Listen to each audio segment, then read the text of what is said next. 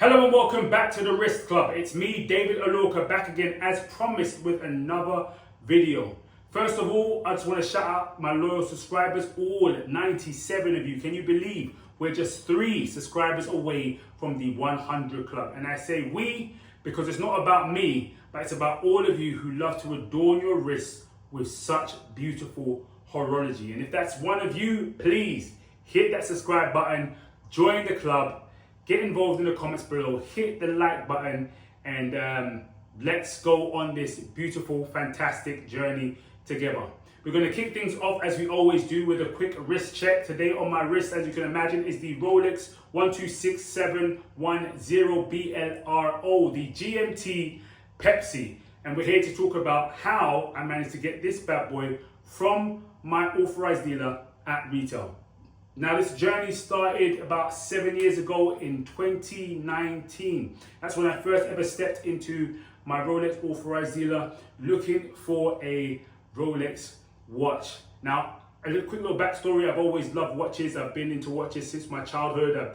From Casios to Swatches to being gifted a Cartier by my brother. Not really gifted, to be honest with you. It was on loan. He gave it to me to borrow for a few weeks, and I kept that thing for a few months, that's for sure. But I've always loved putting on, a piece of horology on my wrist, and that's the reason why I created this channel and called it the Wrist Club. My journey with the crown started in 2019. I stepped into a Rolex authorized dealer.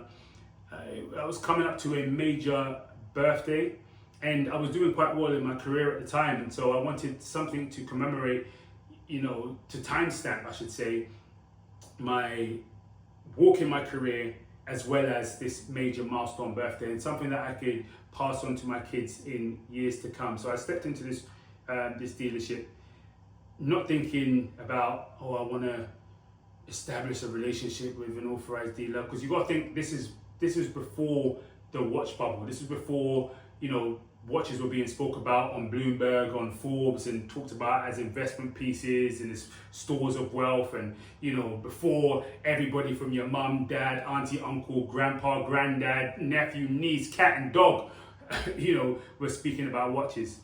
And but at the same time, Rolex has always had that prestige and has always held that, I guess, position in the mind and the eyes of people as a status symbol or as a stamp of progress or a time marker to timepiece something in your life. I'm waffling, I'm sorry. Basically, that's what was going on during this period of time, and so I stepped into this authorized dealer. I looked through the cabinets, and the watch that drew my eye was a Rolex Datejust 36mm. It had a Millennium Jubilee dial on it, which is the one that says Rolex, Rolex, Rolex, Rolex, Rolex all over it. And it had a diamond RBR bezel with diamond hour markers on it as well. That was the one. I saw it, I loved it, and I was like, that's the one I wanted to buy.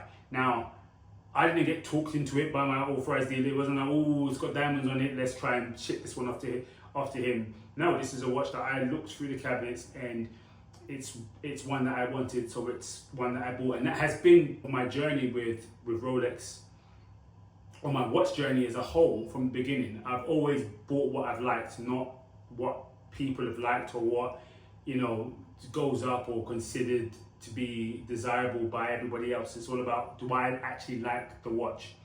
And so yeah, that was my first piece. I walked in there, I bought that. It was my first piece, and I never considered this thing as a relationship with my authorized dealer at the time. It was just a place that I went to and bought my watch. And so I didn't leave there writing a list down of, oh, please put me down for this, I want that, and so on and so forth, because it was just this watch that I wanted for this time. And I was like, when I want another one, I'll come back, which is what I did about a year and a half later. To find that the whole game has changed. And to be honest with you, I wasn't even going to go to this authorized dealer at the time.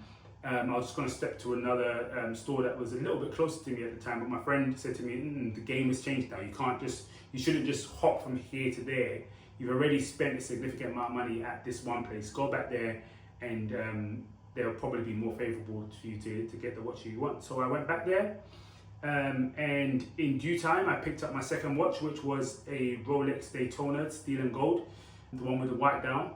That was my second watch that I picked up. And then a little bit later, a few months down the line, I picked up Submariner Date, the black one. That was my third watch from this authorized dealer. My watch after that was the GMT Root Beer. And then after that, I went to go and get a watch that I considered one of my grails, which was a full gold Submariner Bluesy. Now, I know many people are going to be like, what? David, why would you buy that watch? Nobody wants that watch. That watch is so much cheaper on the secondary market. I didn't care about all of that. Like I said, I buy what I like from that perspective. And so that was a watch that I thought was absolutely unbelievably stunning. And so I went down, I put my name down, and I got that watch when it ended up coming in. Right around the time I picked up my root beer, my authorized dealer put me down for the Pepsi as well as a Sky Dweller. But though I loved my full gold bluesy, I couldn't get much wear of it in the UK because it was too flashy and drew too much attention. So I still love the dial of the bluesy. So I asked my authorized dealer, can I get a steel and gold bluesy? Because that one I could use a bit more on a daily basis from that perspective. And I picked that watch up as well, making the sixth watch. And then I don't think I said much to my Rolex dealer about it, bug him about, you know, the watches that I had on my list or so on and so forth from that perspective. But I went to go and see him just before my birthday in 2023. And just before my birthday, I popped into the store. He was there with another one of his colleagues, and we sat down in the private room. We were chatting, and offered me some champagne. I drank some champagne. We were talking, and then, you know, his colleague went out, came back in with the tray, and uncovered two watches. One was a full gold Sky Dweller with a white dial, and the other one was this one right here. And, you know, they basically said to me, "Happy birthday, Mr. Oloka, we want to offer you one of these two watches. Which one would you like?" And, you know, as I sat there, not expecting to buy a watch at the time, I looked at that gold Sky Dweller, and if you know me, you know that I love gold, I love yellow gold, I love rose gold, and I was like, that watch is beautiful, because the gold was just shouting at me. But I was like, that watch is 40 something grand, and I don't have 40 something grand to spend on a whim. And at the same time, there is the most beautiful Rolex Pepsi that many people are crazy about, and I was crazy about it too. And even at the time, I actually wanted the Jubilee. I didn't actually want the Oyster as I currently have. So I thought, like, should I turn it down and pick up the Jubilee instead at a later date? But I just thought, nah. Some things come around once, and some things don't come around again. And do I believe they would have got me the Jubilee? Yeah, but I said, you know what?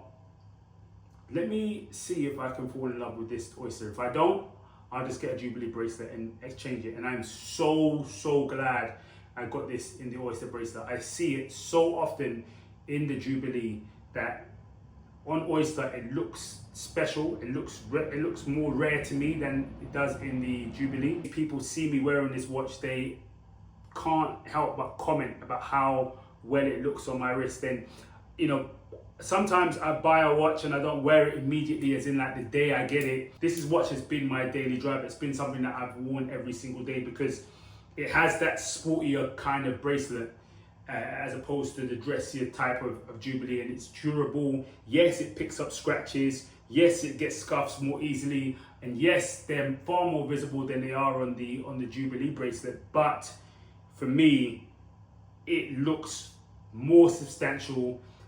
You know, as you can tell, I've got quite a large wrist. It's about 7.8 inches. For those of you that have been with the channel from the inception, you know that I dropped 2 videos in October, and then I was gone for 3 months because I was in an accident. I was knocked over by a car and broke about 4 bones in my foot. Funny story though, I was wearing this watch at the time, and 4 days after the accident, as I was, you know, laying there on my sofa, my foot elevated, you know, in absolute pain, you know, distraught because I don't have the mobility that I love to have and be able to get up and go. I put my watch on, and then I saw that I had two massive scratches on my bezel. Well, not on the ceramic part, and not actually massive, it just felt like that at the time.